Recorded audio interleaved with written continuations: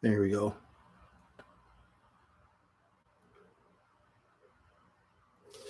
So what I'm not understanding, by the way, get yourself some Colorado F.A.M.E, maybe get yourself a Springs Echo, and along the way, remember to take care of your neighbors, your elderly, your veteran. Anyways, let's get on with this.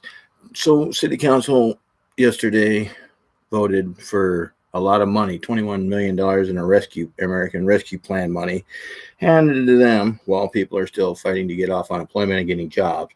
What I'm not understanding is why in the world we seem to think that the golf courses in this town need $1.5 million for irrigation to turn around and take care of fixing old problems when we have a lot of other things we need to fix around here. For some odd reason, we seem to think $1.5 million need to go to irrigation and fixing all that stuff, when 21 million got handed to us for COVID relief through the American Rescue Plan.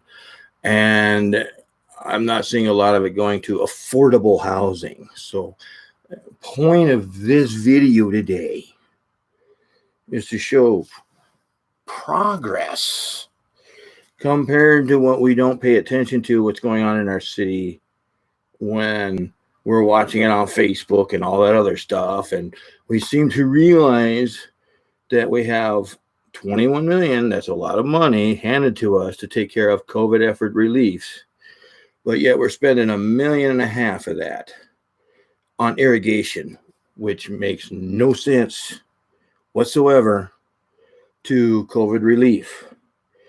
What does make sense is if you dump that money into affordable housing for seniors, veterans, and everybody else coming back from Afghanistan and all the other problems our town has. I try not to get into the whole, political side. I want our town of the 719 to prosper, but $1.5 million going to irrigation in golf courses is not prospering our town, as well as decide whether or not we're going to give the old city auditorium over and be looking at trying to remodel it for after it's already been done and dealt with for COVID situations. So I know I'm supposed to put longer videos out. I know y'all want content. I want Colorado Springs, the 719, to prosper and flourish because there you have a lot of rock stars, Olympians, military. We have a lot of people that care in this town.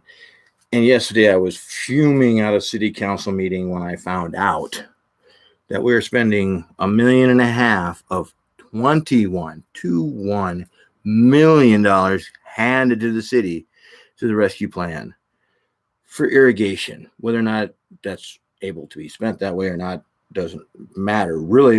And I agree with Bill Murray, that should be a conflict of interest. We don't need the irrigation systems to be worked on when that can come from general fund or the Lark Fund because we have so many tourists coming here. But as it is, the only way to deal with this, vote.